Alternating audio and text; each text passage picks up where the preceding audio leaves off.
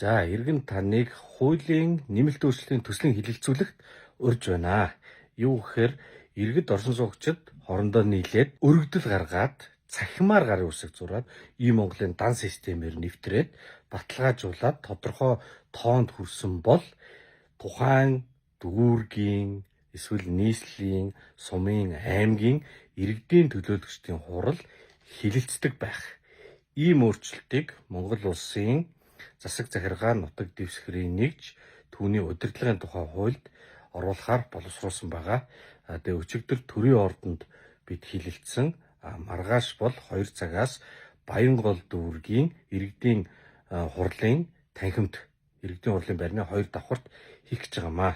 Тэгэхээр одоо та бидний нөгөө ахуй орчинтой холбоотой хамгийн их асуудал за байрны фасад дулаалга байна уу? Эсвэл тэр хавийн хорооны тэр үүзлээс болоод дулаан хангалттай ирдэггүй асуудлууд байна. За энэ тогтцол тэр лифт иймэрхүү зүйлүүд дээр бол нэн тэргүүнд анхаарах хэрэгтэй байна гэдгийг бид нэр иргэдийн нөгөө сонгосон төлөөлөгчөөрөө дамжуулаад хурал тавьдаг. Гэтэ хурал маань бас тэр болгон хуралддаг, ховор хуралддаг. Тэгэхээр яалтчгүй тулгамдсан чухал асуудал дээр бүгдээрээ нийлээд гарын үсэг зураад тэгээд тоондоо хүрсэн бол иргэдийн төлөөлөгчдийн хурал хилэлцэх ёстой байна. За энэ ингээд улсын хурал дээр бол шинэ ди парламент гээд өргөдөл гаргаад хилэлцэж байгаа. Үүнтэй адилхан иргэдийн төлөөлөгчдийн хурлууд илүү иргэндээ ойр хорооны гол шийдвэрлэх асуудлыг илүү сайн мэдж байгаа учраас тийм том төсөвтөөж биш. Тэгвэл цаг хугацаа гаргаад анхаарал хандуулаад дор дороо шийдчих ийм асуудлууд олон байдаг.